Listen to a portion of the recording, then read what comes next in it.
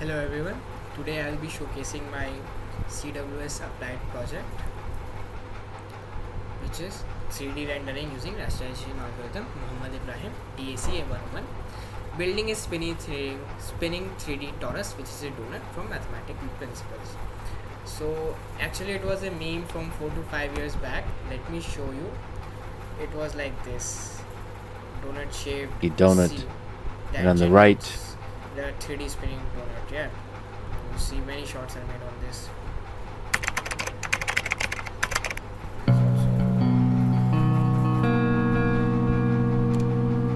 Many shots are okay. It's actually the same. It's actually the same. Everything, everyone did this. It's pretty interesting how it's done, and it will be pretty more interesting and how I have done. Right. Let's present my presentation. 3D rendering using rasterization algorithm. So I would be doing this presentation using rasterization algorithm.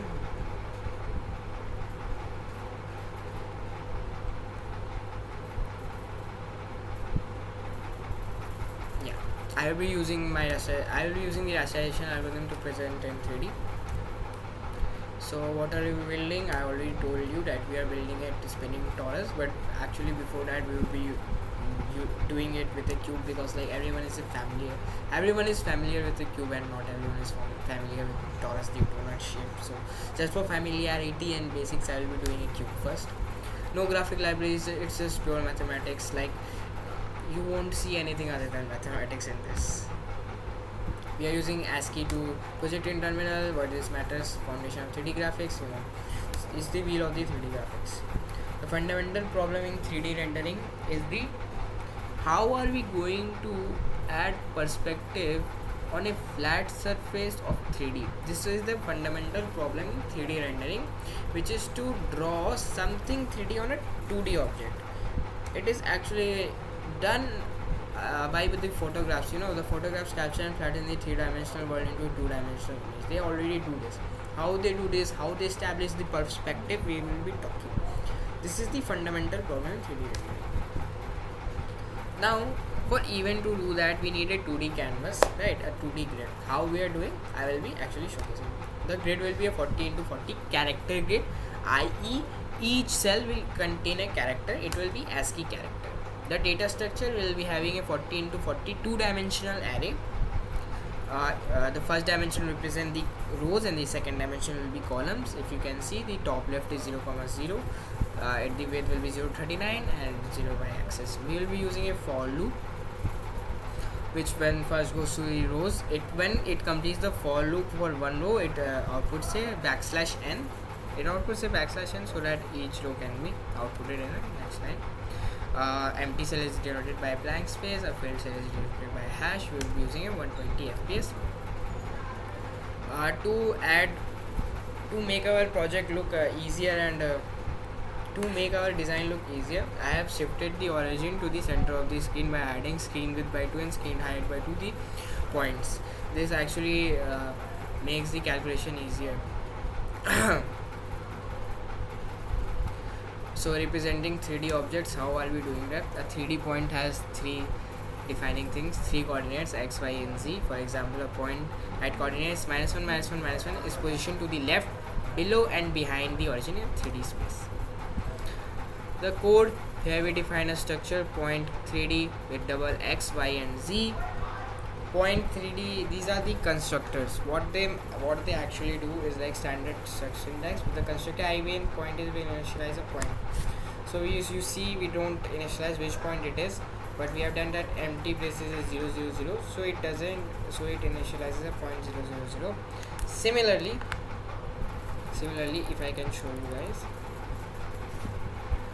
Similarly, if I just this is a function and I pass 0 to the compiler with the help of the constructor, because we had a constructor, the compiler will detect that it's a point 3D object because of the constructor present in the struct. This is the C++ syntax. It is nothing other than that, just fancy stuff. So vertices of a cube, each vertex is represented by a coordinate 3D space such that vertex O at -1, -1, -1 is the back bottom. These vertices form the structure of a cube. So here's the code. Here cube is a class, and these are these methods and these are these attributes. We are storing the base vertices separate from vertices, as we see earlier that we are going to rotate. So vertices will be rotated, and the base vertices will contain the initial vertices. That's why we have these. This is the vertices. Generate vertices just clears the array first, and then generates. See, like we use the constructor, so the compiler directly detects that this is a point 3D object. So my here our cube size is 1, hence this -1, -1, -1, 1, -1, -1. These are all back coordinates. If you want to visualize, I can draw it.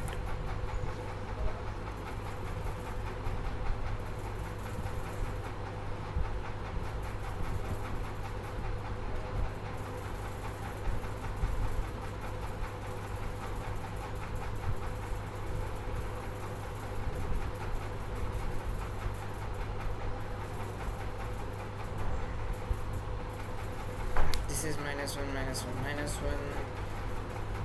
Similarly, this is 1, -1, -1. This is what it is. What are it doing? Just defining the vertices. This is what it's doing. And connecting vertices with edges. If you can see, these are the index. So this is index 0, 1, 2, 3, 4, 5, 6, 7.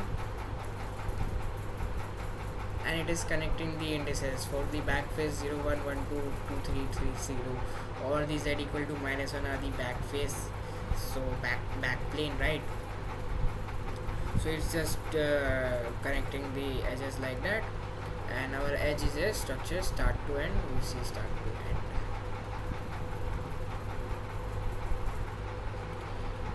Okay, now we have the 3D object. Like we have seen its edges, we have seen its vertices. Now we'll talk how it's rotated. The rotation is very simple and it's very easy mathematics. It is actually just the shifting of coordinate axis, rotation of coordinate axis that we have actually done earlier, like and mathematically it is represented by rotation matrix, which we have also seen, but I will show you like how easy it is, and we have actually done this, everyone might remember. I would be rotating the coordinate axis in the z direction. So C point 3 rotate z, and we'll see how it is derived simply. This is x, this is y, this goes y dash, this is x dash, this is alpha, this is point x comma y, this is y, this is x,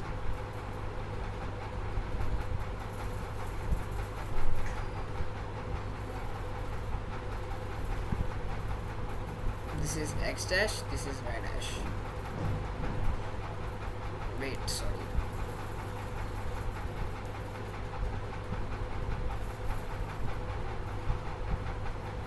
This is y dash. So we drop a few perpendiculars. This is a perpendicular, this is a perpendicular, this is a perpendicular, and now we easily observe that this length is x cos alpha, this length is y cos alpha, y sin alpha, and we needed this length as these two are parallel because of these perpendicular lines. X dash is equal to x cos alpha minus y sin alpha. This is the rotation of 3D matrix which we have.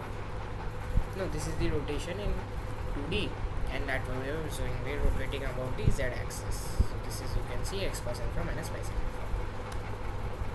Simple rotation code, and we increment every loop. We increment it by 0.05 or 0.03. 0.05 was actually too fast, so I changed it to 0.03 here. It is radians, that's why in degrees like. So what we have done, like we have done everything in 3D just right now, right? Now we need to display and draw it on our grid. How we are doing that? It's called perspective projection, and it is very easy. So basically the theory of perspective projection is that if we have a camera here and our point is here and the canvas is in between the camera and the point, we join the camera point with the point P, and where it intersects the canvas is called the P dash, and it is the projected point. This is the theory of perspective projection, and it is written in Computer Graphics from Scratch by Gabriel Gambetta. Now we just need to calculate the y and x coordinate of P dash, which is basic simple similar triangles. Like if we view the side view of this is this diagram, and from similar triangles I can show you how it's done.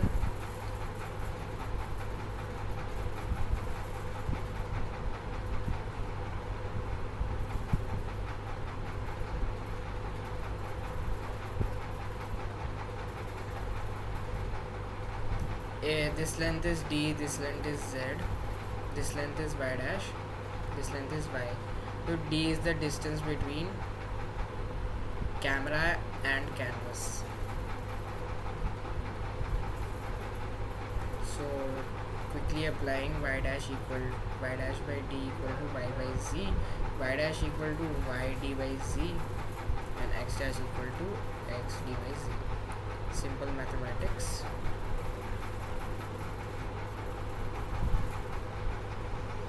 You see y dash we get y d by z. Now for in our case what we have done, they have taken the camera as origin, we have taken the canvas as origin, so we just don't need to do anything. This distance is d, we have defined this as the camera z depth, and now if the point z we say that will be calculated from the origin, so this is z, so here we will get z plus d instead. Just this edit we need to do this.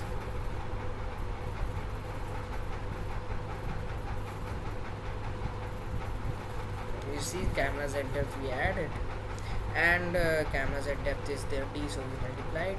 Camera zoom is actually we zoomed into the image. So if you say like if you have a point 2, 0 and 4, 0 and we are applying camera zoom of 5, it will be 10, 0 and 20, 0. So the edge length got enlarged. So this is why we used camera zoom, so we can have an enlarged image. And width by 2, height by 2 is the offset, so that origin is the center. This is how it is going right now. You see the edges, the vertices are rotating simply because of this, and the perspective projection has then made it like it should. Now for edges we are using a different algorithm which is called digital differential analyzer line algorithm. It's a heavy name, nothing heavier. It is just the name is heavy, it is very basic, it is interpolation, right? I will show you what is DDA is a classic algorithm, graphic techniques that efficiently determines which pixels to illuminate when drawing a straight line or raster display. Basically we have two coordinates x, y and x1, y1. No, x1, y1, x2, y2. So the difference between the two is delta x, and the difference between the y is delta y, right? So the larger of the two we have taken as the number of these steps, because like if you say that delta y is the larger of the two we have taken as the number of steps. What is the number of steps? I will explain it here.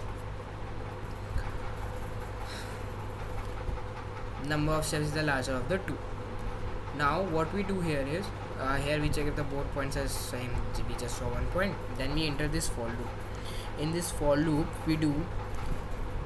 we make a intermediate variable I, and we multiply it by delta x and divide by steps. Basically what it is doing, let's say that v1x is 3 and v2x is 6 and number of steps is 3 because delta x is 3. Now I equal to 0, it will be 3 plus 0. I equal to 1, it will be 1 into 3 by 3. I equal to 2, it will be 2 into 3 by 3. Delta x is 3, the steps is also 3, so it will be 3, 4, 5, 6. It is like joining the lines. Why we did the maximum number of steps is such that, because like if delta x is greater than number of steps, then we will be incrementing more than one, and if there will be more than one, we will be skipping a pixel. If delta x is greater than steps, you see this division step, and if delta x is greater than number of steps, if you see this division step, you see that it will be greater than 1 and it will skip a pixel. That's why the number of steps should be the maximum of the two. That was the DDA. Now let me just explain how we are rendering. It's pretty simple, very easy. We first clear the screen, system on clears the terminal, and then we clear the grid. What clear the grid does is just like reinitializes the array and sets every value of the array to the blank space. That's what clear screen does. We update the rotation angles. Rotation speed, I told you it was 0.03 radians for our case. We just like add it. Apply rotation to all vertices. Rotate x, rotate y, rotate z. We already looked over. They require a vertex and an angle in double. And we change the vertices to the rotated vertex. Now we project the points in from we rotated the stuff, right, and now we project it into 3D. No, we project the 3D into 2D. So we do exactly the same thing here, and then we draw the edges using the DDA that I have told you. Display the grid, where we display the grid by looping over the grid and see outing each and every cell, and see outing the end of every row with a blank line, with backslash n, not blank line. This is a render.show grid. This is the same method, and U sleep just makes the computer sleep for like 8 milliseconds, which is like 833 microseconds, 120 fps. This line. So let me show you. This is our current stuff that is doing the cube. Very cute. Nice. So this whole method, this whole algorithm is called rasterization, and this is the core of 3D rendering. We have done the cube, and now it's the most awaited the donut shape. Exploring the torus, the donut, right? So the equation of the torus, I will explain it briefly. It is simple. I will show you a demonstration of that. It is basically a parametric curve where x is defined as this, y is defined as this, r is defined as this. Phi is the angle around the tube, and theta is the angle around the major circle. I will show what this means. First, let's look at the structure. The torus vertex structure. The torus vertex structure stores position, phi and theta. Position is the point 3D xyz, phi and theta. So it shows 5 parameters. So let me show you what it does. Here V is theta and U is phi, and it is controlled by A and B. So you see what phi is doing. Phi is the angle around the tube. You can see it is like the cross section. You see, if you see it does this is what phi is doing. And if I have to show you what B does this, it does in this plane. This is B's plane and this was phi's plane.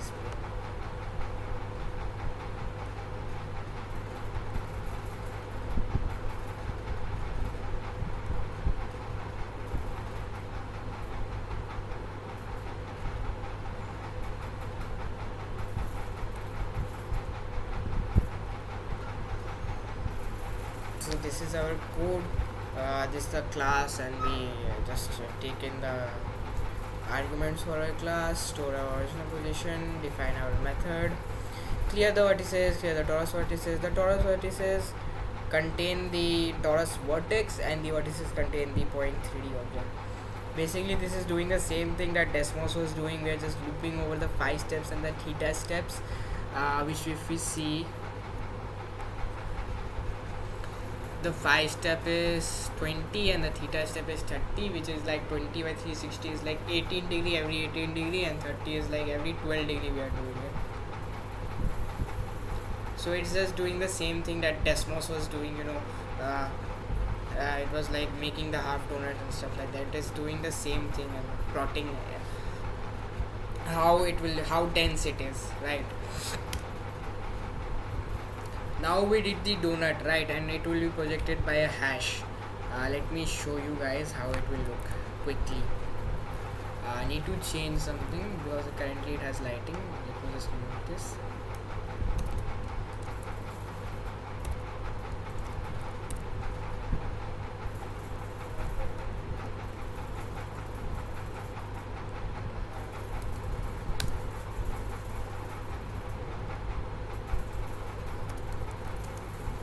This is how our torus looks like now. Without lighting, it looks like very flattened and very ajeeb sa. But when we will add like lighting, you will see how good it looks, because like problem is flat appearance due to like without lighting. And how are we going to add lighting is pretty simple. What is surface normal is like a tangent plane and the normal of the tangent plane. Lambert's cosine law is basically like the intensity depends upon the dot product of the incident ray and the surface normal, and we implement it like that. Surface normal, the property of torus is that the position vector of the point and the position vector of the center, position vector of the point, position vector of the center when subtracted gives the normal vector. This is the property of the torus, simple property. What we do is define the surface normal, which is the point itself, because center is 0 0 0. Auto dot dot is a double. We take the dot product between the surface normal and the light source, and we take the unit vector of the dot, so that just the intensity becomes the cosine. Now the range of intensity is from -1 to 1, and if you see this, the we have got the charge, and the charge is from dark to bright, and we need to depend it upon the intensity. When intensity is max, we need this, and when intensity is lower, we need 0, and when intensity is max, we will just multiply by cos. So it is from -1 to 1, we add 1, it is 0 to 1, it is 0 to 2, we divide it by half, it is we get from 0 to 1, and such that we are index is our in our character length stuff. Light source is basically a 3D position vector point, or whatever you want to call it. I will just show you what is this. This is our light source. It is located at -1, minus z equal to -1.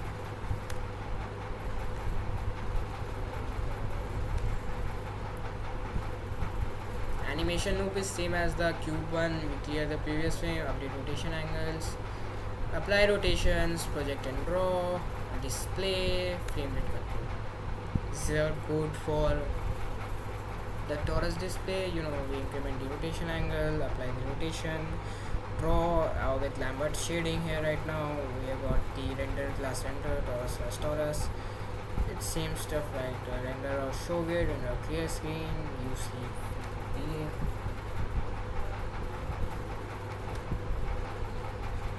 So let me show you what happens with the lighting. Please change it here, right?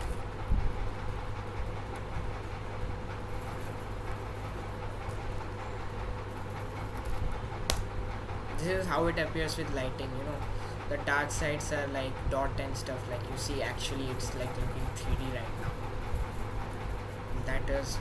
This is what my project was, to represent 3D objects in 2D terminals almost as 3D. It is completed. Let me just quickly go through I've used a modular design in our code architecture, because like modular design makes our code more readable and structured and debuggable. I've got these header files, and I've got these modules, and I've got these two main files, cube and torus. I will explain the header files quickly. Shape.h contains the 3D object definitions. Let me just show you guys what shape.h includes. It includes shape 3D, cube and torus. What is shape 3D? Shape 3D is a base class for our cube. Let me show you a demonstration on how it is a base class.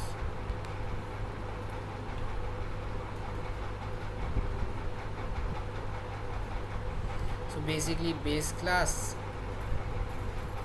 and we have inherited from it cube and torus. So basically every method that base class has, cube will have it and torus will have it. Every attribute that base class has, cube will have it and torus will have it. It actually saves us to write less code. This is what like inheritance does. It's nothing fancy, just helps us write less code. You see angle xyz, we don't write it here again, it's just that we copied it from we inherited shape theory, so it's actually already a method attribute of this, and both of torus and cube, it's already a attribute. This is what shapes.h is. Geometry.h is the 3D math foundation. It has both the steps for torus vertex and point 3D and the rotation functions, which is in geometry.cpp. In header file, we usually just include the definitions and write the code in the cpp files. This is the shapes.h. This was the shapes.cpp. I have actually showed this all before, so it's geometry.cpp is this only. We've showed this before. Is the drawing engine render.h. We have got the definition for the class with all the methods listed here only, and we will implement the methods in the cpp file. If you can see, I have already showed this, except plot point and is in bounds. Is in bounds is just check that if the point is in the bounds of their canvas height and canvas width, and plot point just projects the point and plots it if it checks if it's constant contains all our configuration. It doesn't have a cpp file because it's just a definition. We have already gone through each of the, I think, constants. Lights is just include the Lambert shading, and this includes the definition that we are going to implement something like this, and we have this. It is our main functions. This I have already shown it what it does. Torus implements the angle, rotates and plots. Same with cube. Render, cube, base vertices, increment the angles, rotate and plot. So key C++ concepts that we have covered in this is structures like point 3D, edge, torus vertex, classes and objects. We have done like cube, torus, and that renderer. Inheritance concept, I have explained why we need a base class, which was a shape 3D class. Virtual function I will tell you what it is. If we go in render.h, virtual function, shapes.h, virtual function is a pure virtual function must be implemented by derived class. What it does, it informs the compiler that there is a base vertices class that is to be implemented by its derived classes. This is what defining a virtual function does, that it tells the compiler that a base vertex class is going to be defined by the torus and the cube, and it will be different for each. This is what a virtual function does.